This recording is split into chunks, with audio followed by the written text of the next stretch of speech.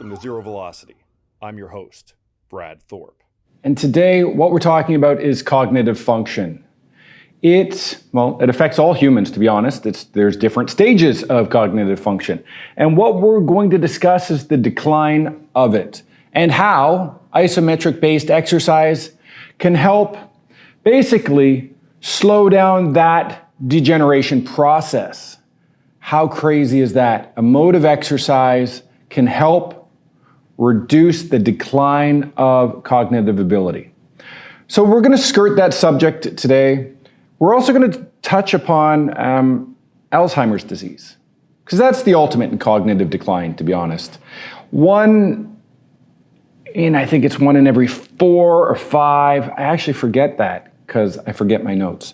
But anyways, that's part of my cognitive decline. It does have that effect. But first, let's kind of just discuss what is cognitive function. Well, cognitive function refers to multiple mental abilities, including learning, thinking, reasoning, remembering, problem solving, decision making, and attention. All things that if you've been around an individual going through and suffering and living with Alzheimer's disease has a catastrophic effect on not only them as a person, also the families around them. And Alzheimer's disease is the number 6 leading cause of death in the United States of America, pretty much globally as well. So there's many different things that we got to think about. Now, traditionally, we don't think that exercise can help with that. If you don't think about exercise as a way to help with brain health, because it really does when you think about the task of motor control, as well as the opposing end of your muscular system, really is your brain. We forget about that. We forget that when you're looking at your central nervous system, well, obviously central nervous system relates to your eyes, your brain, your spinal cord. And then it goes off into your peripheral nervous system.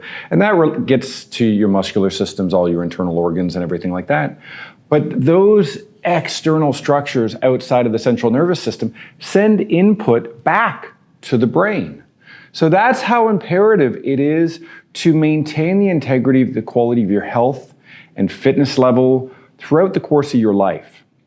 Now, if we explore factors that may be influencing, cognition really, or that cognitive decline, and also advancement.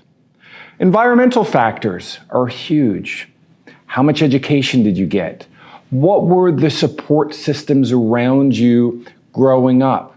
Did you sort of grow up in an environment where education was less valued or not available?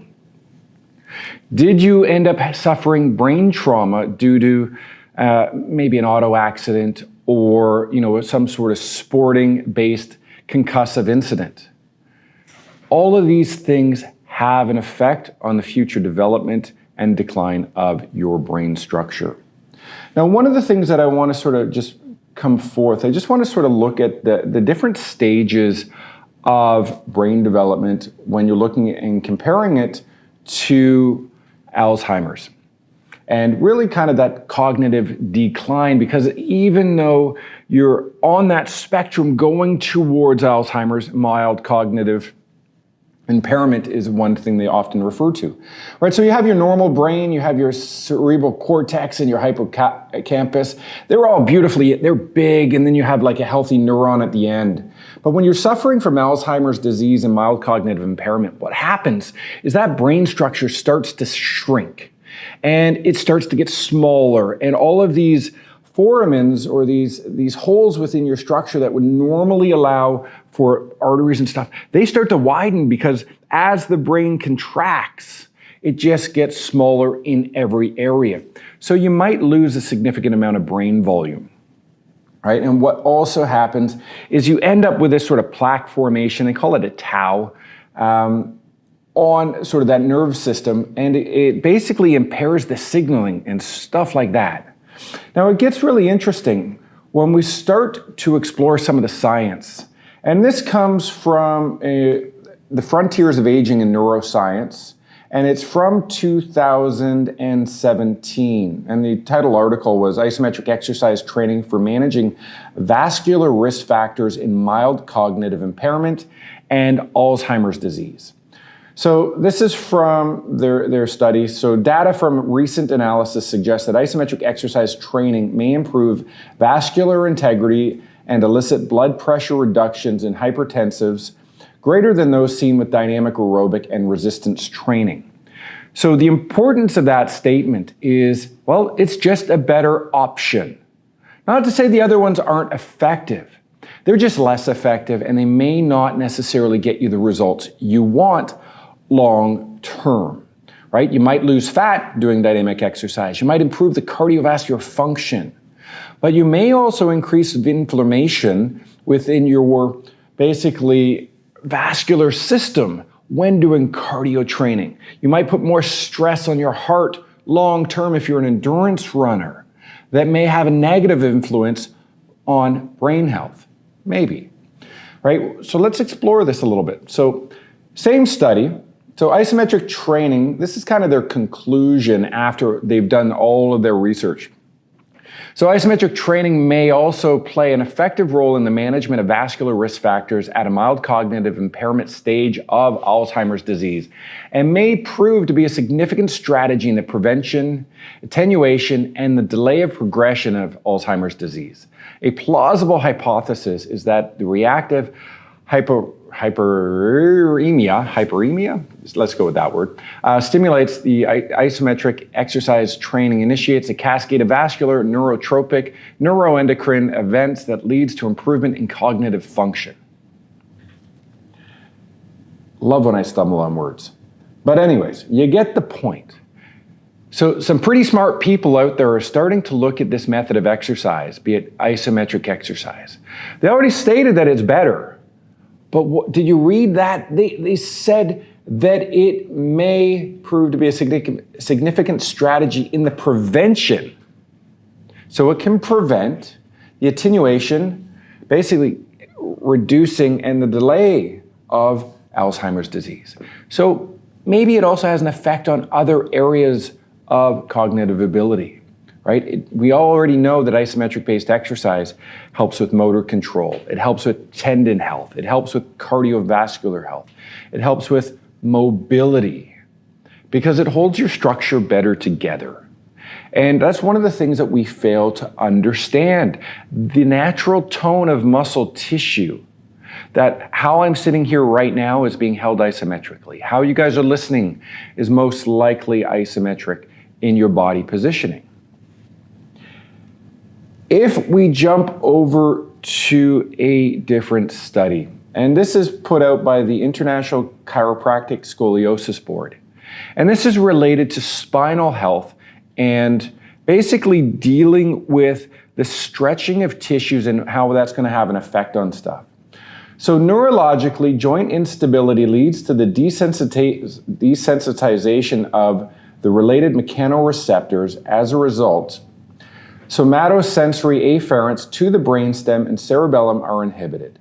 This feedback is needed to control local type 1 musculature at a corresponding level, thus reducing the information with static and dynamic postural calculations, or where static and dynamic calculations are made. It also eliminates the protective reflexes that monitor segmental control. And they continue to say, in the long term, the information from those mechanoreceptors stimulates the related areas of the ipsilateral cerebellum, so the same side, and subsequently the corresponding areas of the contralateral cortex. The long-term loss of these mechanoreceptors afferent may lead to transneural degeneration of the first-order neurons. Sounds complex, but here's the most important segment. This may lead to early brain degeneration in those areas. When they're referencing type 1 muscles, what they're talking about is basically type 1 and type 2, so the oxidative white muscles of your structure. And they're best basically stimulated via isometric exercise. So any intent, and same study, so any intended change to this system must be involuntary, automatic, and should target slow twitch muscle fibers. Therefore, this type of exercise or prescribed exercise must target, activate slow twitch muscle fibers. Isometric exercise, as an example, activate these involuntary fibers.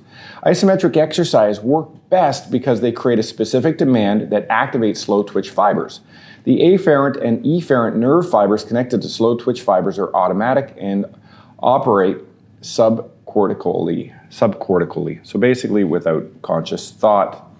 Traditional exercise or traditional voluntary exercise systems fail in this respect, as they typically target fast twitch fibers. Now, that's all your cardio and weightlifting stuff.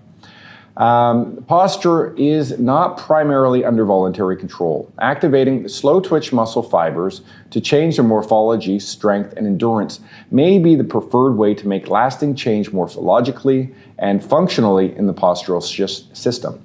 Changing strength, shape, and endurance takes time, numerous repetitions when working with slow twitch muscle fibers.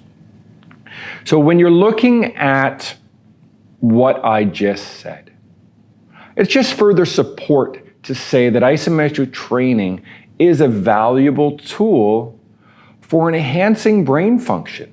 Because when you solely focus on motion, a certain portion of your brain doesn't get stimulated in the same facet as dynamic exercise.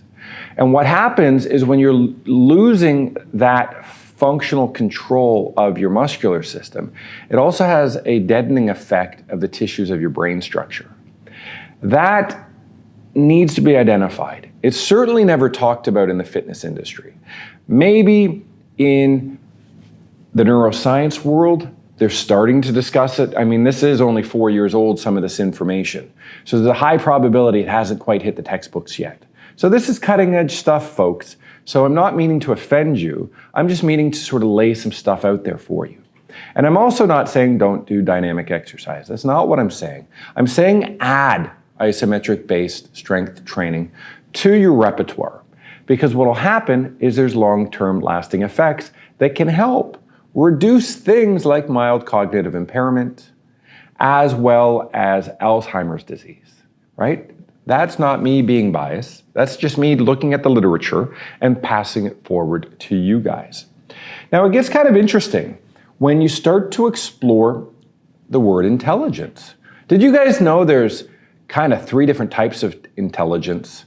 Well, according to work across a lifespan, so there's a book brought out in 2009, and what it does, it looks at cognitive ability over the course of your lifespan. So you have traditional intelligence, fluid intelligence, and crystallized intelligence. So this, as I said, it gets kind of interesting because I didn't really know that they really looked at 3 different types of intelligence until I started researching the subject area, a couple weeks ago. All right, so what is it? So traditional intelligence is derived from a single common factor underlying all cognitive abilities. So that's your day-to-day type stuff. That's like, I kind of know how to think. I don't even need to really think about thinking. I just inherently know how to do it. The fluid intelligence refers to the reasoning or thinking process, speed, and one's ability to solve problems in novel situations independent of acquired knowledge. So that's obviously, your ability to think on your feet. Like obviously, like last week, I was in a forest, I was cutting some trees down with the chainsaw. So sometimes I had to think quickly, do I need to move out of the way of this falling tree or risk permanent injury and potentially death? So those are some things that, as a new situation, I figured, you know what, I might as well just move out of the way. I also lost my chainsaw blade numerous times, never using this before. Luckily, I was smart enough to at least bring my working manual for the chainsaw, but it really didn't give me the tools necessary. So we played around, we logically thought, we reverse engineered how I took the chain or how the chain came off the blade, re-established it, and continued sort of chainsaw cutting, which I thought was pretty cool. Now, the crystallized intelligence refers to the acquired knowledge, which includes the accumulation of lifetime intellectual knowledge and achievement. So I would take that fluid intelligence where I was able to sort of think on my feet, react create a solution to the problem, i.e. the chain was no longer on the blade, I couldn't cut down my trees. Now, because I've sort of gone through that a whole bunch of times, it's now more of a crystallized intelligence, because I now know how to quickly and effectively change that chain as well as re-put it on. Now, when we're looking at sort of the aging cycle, so we'll blow this up. So obviously when we're young, right, if we look to the left side of that sort of graph, we learn a lot rapidly in our life. And then we get to being around our 20s and 30s, and guess what we stopped doing? We stop challenging that fluid intelligence. But what you'll also see is that crystallized intelligence starts to go up. And it becomes a little bit more succinct.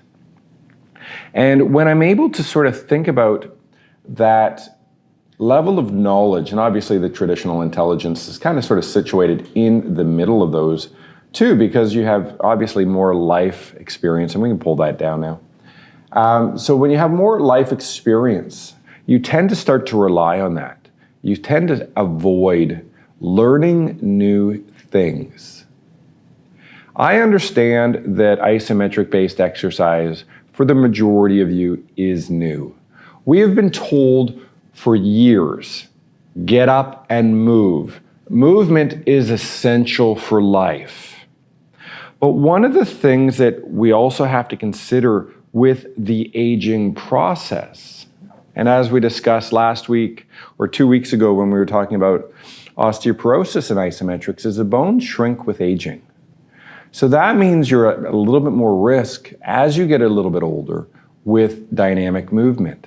So here's a better option for maintaining the integrity of your muscular system, your circulatory system, your bone structures, how all of those organs function internally. Because when we're looking at an isometric-based exercise, right, even though the joint may not be changing visible length and range, right, it might not be doing this, it might be just holding here. But I can sit here and flex my muscle without changing the length of the tissue, and you guys can see that. And what happens is there's about a 16 through 20% change in length in an isometric. So for the people that say you have to move, you are. You're just doing it in a safer manner. Now, one thing when we're looking at aging and cognitive ability, we need to think about what is the effect of isometric exercise on dynamic activities, such as walking, such as running, such as lifting weights. So here's a comparative study that looked at isometric-based trunk exercises versus dynamic trunk exercises in gait, so the walkability of an elderly people or an older population. So the results of the analysis, or the results of analysis of the effects, differences on isometric trunk exercise and dynamic trunk exercise programs, show that gait velocity changes in isometric trunk exercise group was significantly or statistically significantly greater than gait velocity changes in the dynamic trunk exercise group. So when looking to introduce new skills, and walking is a skill, oftentimes reducing the complexity of that exercise aids in the greater improvement of the skill. You do have to practice the skill of the exercise, but if you establish better neural control from your muscular system to the central nervous system, and we know that when you're looking at the activation rate of muscle tissue, we know that isometrics is far superior to dynamic muscle contractions for enhancing that neurological control or that activation of muscle tissue. So if I'm looking to introduce or reintroduce walking, what happens is the individual will better learn how to walk through doing isometric contractions than they will dynamic exercise or that orchestration of that movement pattern. The risk goes up significantly, obviously, with dynamic movement. The risk of falling goes up. The performance goes down. Fear, which is obviously a cognitive function, also goes up if you've had a traumatic event prior to the reintroduction to walking. So these are things that we have to be willing to explore unbiasedly, right? Because a lot of the people out there, because they're in the world of exercise, feel that they have to only promote movement, be it dynamic movement, versus sitting back, thinking about it logically, and going, there's two different types of movement. There's dynamic movement, which is all your stuff that relates to moving. And then there's isometric movement, which is your static stuff. That's the strength and stability. Dynamic movement is about going between position A and B, and oftentimes back to A, right? So that's that stuff where it's like, oh, I'm going from here to here, here to here, here to here. Isometrics is about that strength and stability. It's how were you held together while moving, right? Because there's a lot of stuff that I have to consider. Like if I'm sitting here and I all of a sudden start rotating, left and right, look at my base of support. What were my legs doing? What were my arms doing? Were they flailing around? The answer is no. They were doing an isometric base contraction. So when I can start enhancing that connection from my muscular system back to my central nervous system, both through the afferent and efferent sort of neurological looping, right? Enhancing that neural control of that tissue. What ends up happening is the muscular system and the central nervous system gets better functioning. Now, when we're starting to look at the structure and blood flow to your brain, right? When you're looking at hemodynamics or cerebrovascular function and hemodynamics, when you're looking at the structure of your muscular system within your neck, right? This is important, or this is why it is important to train your neck. You have what's called your vertebral artery and your vertebral vein. They supply the hindbrain with blood. They go up these things called your vertebral foramen, and it basically is C6 up to C2. The artery and vein sort of jet out and go up and supply the blood, or your brain with blood. But they also help with oxygenation and the removal of basically carbon dioxide from your brain structure, and any sort of different nutrients that you may or may not want. Hormones take them from, and obviously the byproducts of that function removed. Now, what happens is if you have a weak neck, right, the muscles don't hold that artery or those veins in place. What can happen is a slight translation of structure. And when you have a slight translation in structure, you're going to augment that blood flow. Now, a couple of years ago, there was a guy named Dr. Zamboni. He helped out a lot of people who had MS, right, which is a neuromuscular, really more of a neurological disease, obviously affecting your muscular system as well. But what he did was he went in and he stented, so put basically a little stent in the vertebral artery to widen it, to help improve blood flow. Now granted, a lot of people died from this surgery, but a lot of people also stated that they had success and they felt the symptoms and improvement from their multiple sclerosis because of it. So something to think about when you're looking at the static control of muscle structure, and that comes back to that isometric component. It has a cascading effect. It can help with Alzheimer's disease. There's a small piece of literature that states that poor isometric strength in adolescence basically is now tied to Parkinson's disease.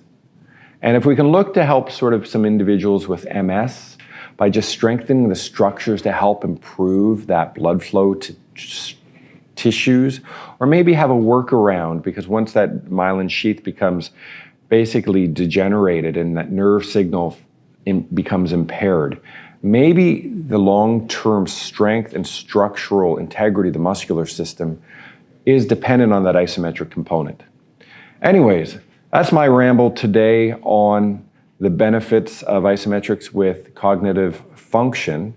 So I hope you guys got something out of it. Next week, we're taking a week off.